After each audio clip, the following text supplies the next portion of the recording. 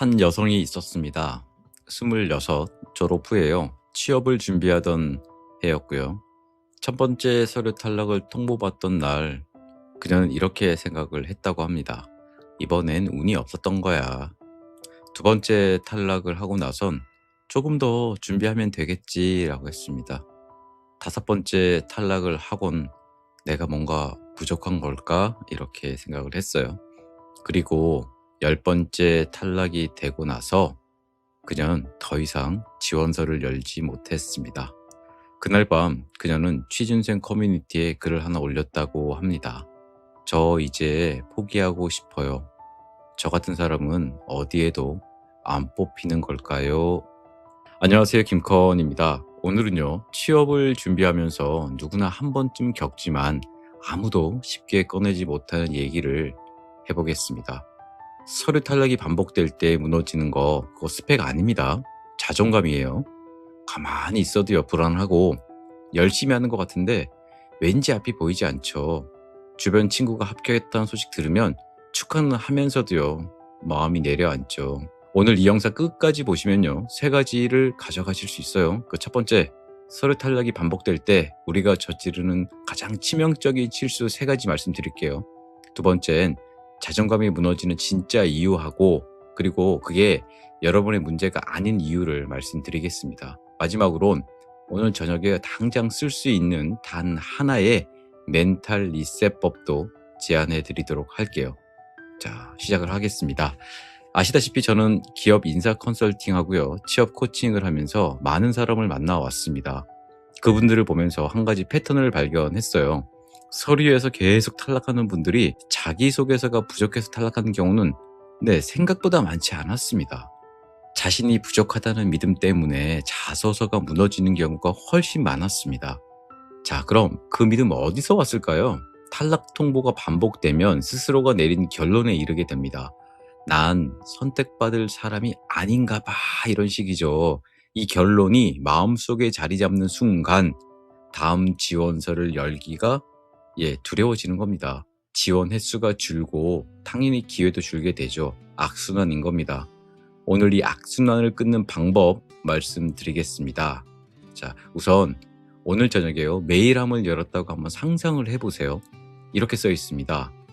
귀하의 지원서를 검토한 결과 이번 채용에서 함께하기 어렵게 됐습니다. 읽는 순간 뭔가가 가슴 아래로 내려앉습니다. 이 순간 취준생들은 세 가지 중 하나를 선택을 합니다. 첫 번째는 자책입니다. 내가 뭘 잘못 썼을까? 스펙이 부족한 걸까? 밤새 자소서를 다시 읽으며 자기 자신을 해부하죠. 잠깐은 뭔가가 하는 것 같은 느낌이 들게 됩니다. 그런데 새벽이 되면요, 아무것도 고치지 못한 채 더 지쳐 있습니다. 두 번째 반응은요, 회피인데요. 이메일 창을 닫아요. 유튜브를 켭니다. 배달 앱을 열죠. 그리고 내일 다시 생각하자, 이렇게 말합니다. 그런데 불안은요, 사라지지 않습니다. 다음날 아침 어제보다 더 무거운 몸으로 일어나게 됩니다.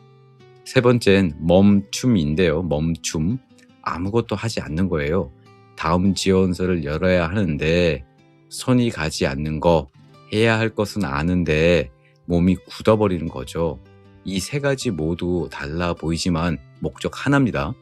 탈락의 고통을 피하는 거죠. 그리고요, 이것이 바로 자존감을 조금씩 더 갉아먹는 방식입니다. 심리학에서는요, 이걸 회피 반응이라고 부르는데 단기적으로는요, 고통 줄여주죠. 반복될수록 나는 할 수 있다는 믿음을 무너뜨립니다. 여러분, 지금 이 순간요, 아직 열지 못한 지원서가 있으신가요?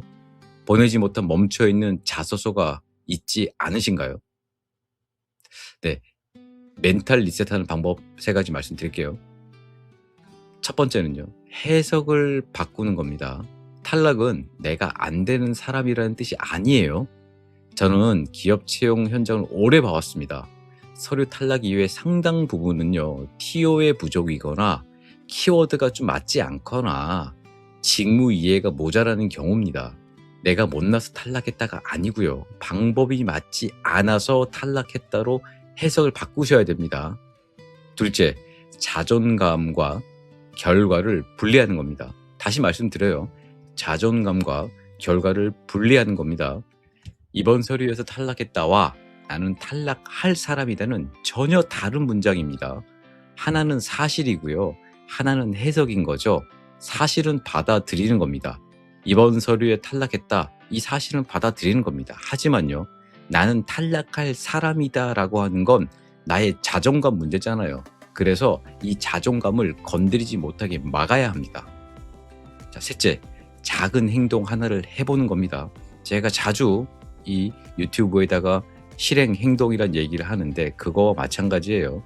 작은 행동을 하나 하는 거, 오늘 자소서 한 줄을 고치는 거, 탈락한 공고 하나를 다시 분석해 보는 거, 그 작은 행동이요. 나는 멈추지 않는 사람, 요 신호를 자신의 뇌에 보내는 겁니다. 여러분들은 합격도 지금 절실하지만 합격 후에 나를 증명할 직장 생활도 더 크게 원하시는 거잖아요. 그래서 나는 멈추지 않는 사람이라는 신호가 지금은 합격을 원하는 목적에 있지만 더 길게 보면 20년, 30년 직장인으로서의 나의 목표를 달성하기 위한 그런 어떤 정체성이 될 수도 있다는 겁니다. 자존감은요, 합격으로 채워지는 게 아닙니다. 포기하지 않는 경험으로 채워지는 거고, 지금 여러분은 그 포기하지 않는 경험의 근육을요, 지금 단련시키고 있는 과정이라고 해석하셔야 됩니다. 자, 기억하시나요? 처음 영상에 말씀드린 제가 그 여성분 10번의 서류 탈락 후에 저 같은 사람은 어디서도 안 뽑히는 걸까요? 라고 말했던 그분요. 저는 그분을 잘 알고 있습니다. 그분이 상담 신청을 하셨거든요. 처음 저와 카톡을 주고받을 때 그분이 가져온 자소서는 거의 틀린 문장이 없었습니다. 스펙도요, 나쁘지 않았죠. 그런데 모든 문장에서 같은 냄새가 났습니다. 저 이 정도밖에 안 됩니다. 라는 냄새가 났습니다. 즉, 자책과 자기 불신이 글에 곳곳에 배어 있었던 겁니다. 그분과 함께 상의를 한 후에요. 고쳐야 될 부분을 조금씩 고쳐 나갔습니다. 주로 자신 있게 시작하는 문장 톤으로 바꿔갔습니다. 그리고 나서 그분은 2곳에서 합격 소식을 얻을 수 있었습니다. 나중에 이런 문자가 왔어요. 선생님, 합격보다 더 기뻤던 게 지원서를 보낼 때 예전보다 두렵지 않았어요. 참 보람이 있었습니다. 10번의 탈락이요, 이분의 능력을 증명한 게 아니었죠. 11번째 도전이 이분의 가능성을 증명했습니다. 여러분, 지금 몇 번 탈락하셨나요? 그 숫자가 여러분의 값어치가 아닙니다. 지금도요, 이 영상을 보고 있다는 그 자체가 아직 포기하지 않았다는 증거입니다. 오늘은요, 딱 하나만 해보세요. 오늘 밤 지원서를 열기 전에 나 스스로에게 이 질문을 던지세요. 지금 내가 피하고 있는 건 뭐지? 새 지원서를 여는 것이 두려운 건지, 합격 후기를 보는 게 두려운 건지, 아니면 다시 탈락할까봐 지원 버튼이 무서운 건지, 그걸 정확히 아는 것에서 멘탈 리셋이 시작이 됩니다. 오늘 내용 정리해 볼게요. 서류 탈락 후에 우리가 하는 3가지 실수는 자책, 회피, 멈춤입니다. 셋 다 고통을 피하려는 반응이고 피할수록 자존감은 무너지게 됩니다. 멘탈 리셋의 방법은 반대 방향이 있어요. 해석을 바꾸고요. 자존감과 결과를 분리하고 작은 행동 하나를 하는 겁니다. 그리고 가장 중요한 것, 탈락 메일이 여러분의 가치를 결정하게 절대 두지 마세요. 제가 늘 끝에 이 말을 하죠. 결국 답은 실행입니다.